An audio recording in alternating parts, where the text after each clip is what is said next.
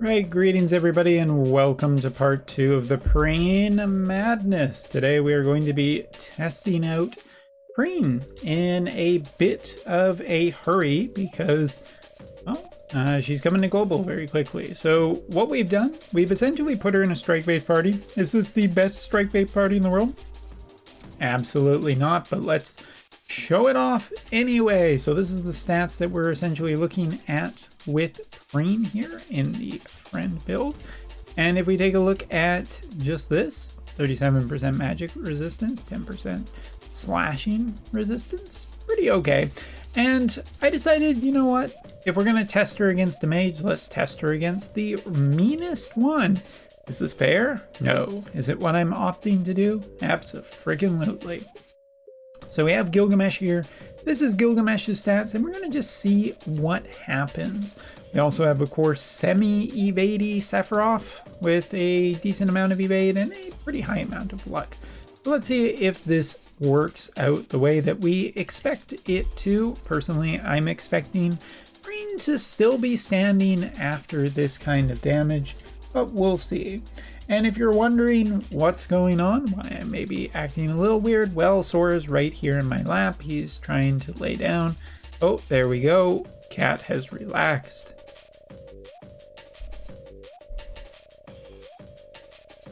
Proof, just so people don't think I'm lying, but now my camera's messed up.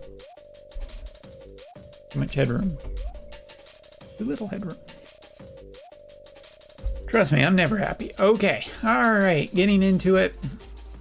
We're gonna start casting off all of the buff abilities that we normally would.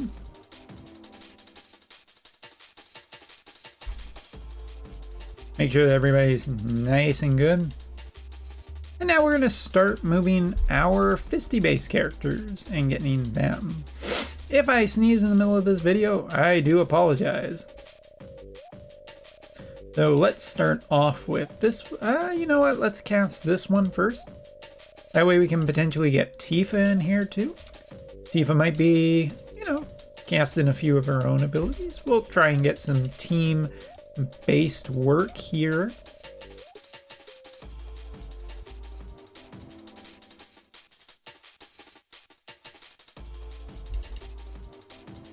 Now, something about that we didn't talk about in the previous video, that Perrene basically is pretty self-reliant. She has essentially a lot of nice stuff such as Dispel. She has, you know, Ignore Float, which is kind of relevant here. She has reducing physical damage taken. She gets Dispel, Ignore fatal damage. She has damage up, but she doesn't have any barrier destruction, which for a DPS character, it's a little bit concerning. You know, that is something essentially that a DPS would want to get, because guess what? Lots of characters out there have barriers. So you're going to need a good barrier breaker on whatever team this character does get put under. Run just a few other buffs. We're just casting basically everything that we can. And now let's get Gilgamesh over here. Is this fair? Probably not, but let's take one more look at Perrene's stats in battle before we get to her. So we have a lot of single target and very little AoE resistance. However, she is sporting about 2k attack for a 70 cost unit, which ain't half bad, and 67% magic resistance. Let's see how that ends up working out against Gilgamesh's Limit Burst. I have to say, that's actually quite impressive. If we take a look here as well, looking at Tifa, for example, she's taking about 5,763. So yes, Gilgamesh is not necessarily optimized in this case to be dealing as much damage as he could. We could be putting more VCs here, more specialized VCs. But you look at the damage reduction of these older characters and versus a new character like this, well, that's pretty good for not any AoE resistance whatsoever. For a character that is running all that magic resistance, has actually worked out quite nicely to save her from taking too much damage of not only just a powerful mage-based character, but a character that's her natural opposed element to, and a character that she would fight quite well out there. In the previous video, I hypothesize that she might actually have a better position with fire-based characters. You look at this character and you think, yeah, maybe fire, because there is some crossover with VCs. In that case, well, I mean, the damage reduction does speak for itself, and it is quite good. Let's try just a few other abilities. And even a single target ability down to 693. That's pretty impressive for a 70 cost character. So let's back right out for a second. And let's bring over a few others and see how she does. Of course, this is an elemental disadvantage, but single target damage here just to show off what kind of damage we're doing. Perrene against, once again, handling single target damage quite well compared to these other strike-based characters.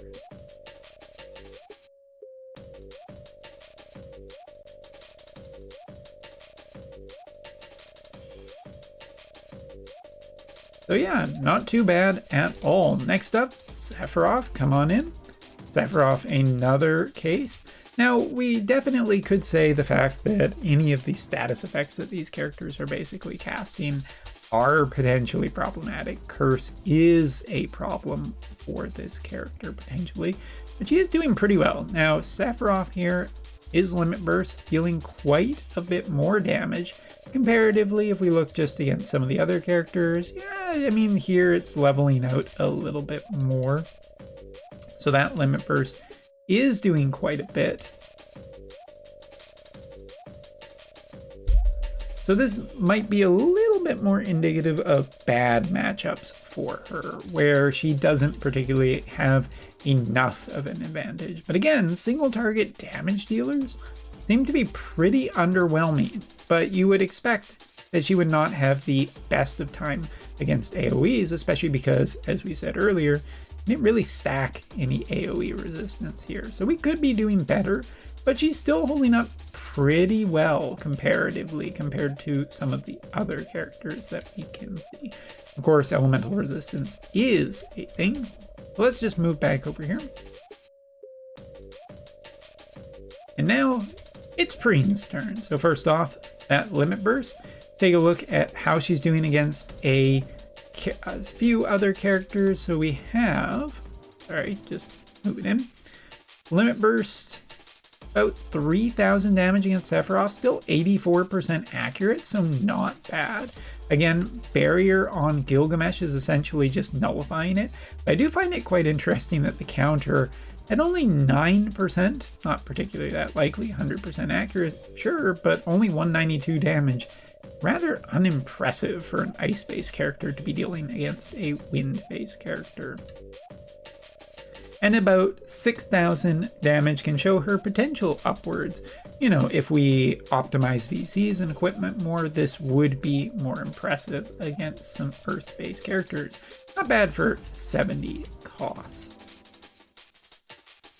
Just looking at a few other abilities, again, we're seeing very much a similar story. Sephiroth is pretty actually, you know, able to be overcome with a mid-tier, very underwhelming accuracy build, I should say. And damage goes from respectable to not respectable, whether or not barriers are active or present. But with all of her abilities being AoEs, the more abilities that you are running that are effectively AoE abilities, and the more stuff that she uses that is effectively powering herself up, well, that's pretty good news for her, because you'll essentially just be dealing, you know, better. But let's do that debuff ability before we end. Should be this one.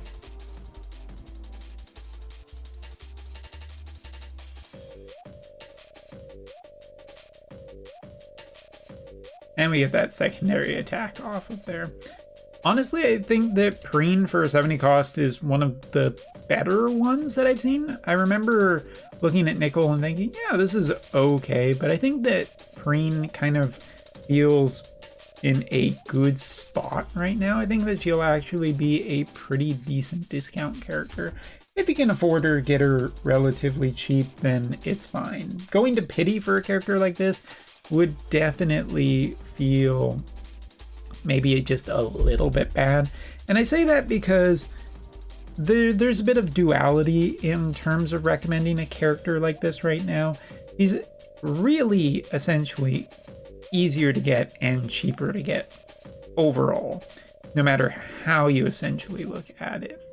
But the timing of this is right before another big collaboration at the end of the year, and then of course the New Year's character, which this year is looking to be another major story character, which I think will be potentially maybe important. We've seen that New Year characters sometimes end up being really good and sometimes end up being just whatever. So I guess that's something to be considered. I like Perrene for a lot of reasons. I like her design, I like her outfit, I like her as a character, and I think that her kit is quite good for the evaluation of a 70 cost character.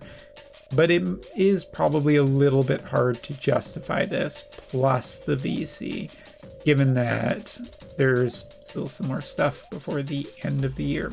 But hey, taking a look, I mean, if you have that 18k saved up and you're ready for it, well, best of luck to you. Hopefully you get it sooner than step 9. Or Sora. Thank you, bud. There's a hug. Anyway, thanks so much for watching. Take care, and Sora and I will see you later. Bye-bye.